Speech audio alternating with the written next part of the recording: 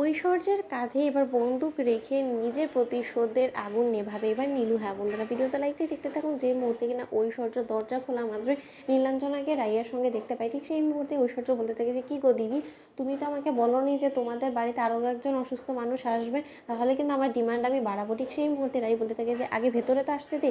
ঠিক সেই মুহূর্তে ভেতরে ঢোকা মাত্রই ঐশ্বর্য বলতে থাকে যে, দিদি বললেন না তো উনি তোমার কী হয়। ঠিক সেই মুহূর্তে ঐশ্বর্যর সাথে নীলাঞ্জনাকে প্রথমবারের মতো আলাপ করায় রাই, এবং রাই বলতে থাকে যে, নীলু, ও হলো গিয়ে আমাদের নতুন হেল্পিং হ্যান্ড ঐশ্বর্য, আর ঐশ্বর্য ও হলো গিয়ে আমার নিজের মেজো বোন। ঠিক সেই মুহূর্তে ঐশ্বর্য বলতে থাকে যে, ও তা সে এখানে কি মনে করে, সে কি এখানেই থাকবে নাকি। ঠিক সেই মুহূর্তে অনির্বাণ বলতে থাকে যে, হ্যাঁ সে কিছুদিনের মতন এখানে অতিথি মাত্র, এরপরে উনি সুস্থ হয়ে যাওয়া মাত্র এখান থেকে চলে যাবে। কি নীলু, তাই তো?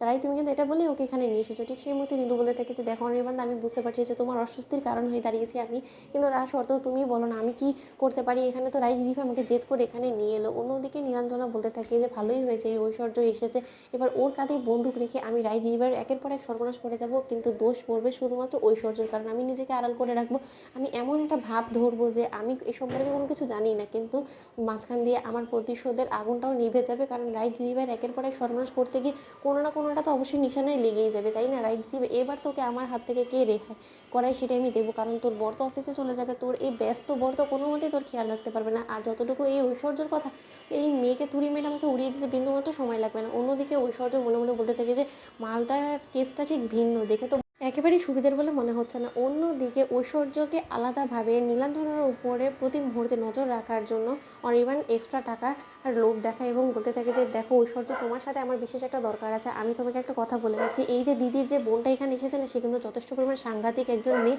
আর তার থেকে বড় কথা, তাকে যে তুমি অসুস্থ দেখছো না, সে কিন্তু সম্পূর্ণরূপে একদমই অসুস্থ না। সে অসুস্থতার ভান করে রয়েছে যাতে কিনা সে তোমার দিদির কোনো একটা ক্ষতি করে দিতে পারে। সে মোটেও চায় না যে তোমার দিদির এই সন্তানটা পৃথিবীর আলো দেখুক। তাই তুমি যদি তোমার দিদিকে ভালোবেসে থাকো, তাই তোমার উপরে আমি কুকুরটা দায়িত্বটা ছেড়ে দিলাম। আমি তোমাকে অন্ধের মতন বিশ্বাস করি বিধে আমি তোমার উপরে এই ভারটা তুলে দিলাম যে তুমি দিদির উপরে কড়া নজর রাখবে, এবং তার থেকে বড় কথা, সব থেকে বেশি যদি কারোর উপরে নজর রাখার হয় সেটা হলো গিয়ে এই দিদির বোনের উপরে, কারণ ও যে কোনো সময় যে কোনো ঘটনা ঘটিয়ে দিতে পারে, এবং সেই গোটা ঘটনার দায় তোমার উপরে চাপিয়ে দিয়ে ও কিন্তু পার পেয়ে যাওয়ার ব্যবস্থা করবে। অন্যদিকে ঐশ্বর্য বলতে থাকে যে, একদম দাদাবাবু তুমি এসব নিয়ে মাথা ব্যথা করোই না, দেখো এবার গোটা বিষয়টা তুমি আমাকে বুঝিয়ে দিয়েছো, এবার গোটা কেসটা আমি সর্ট আউট করে ফেলবো, তুমি এসব নিয়ে একদম ভেবোই না।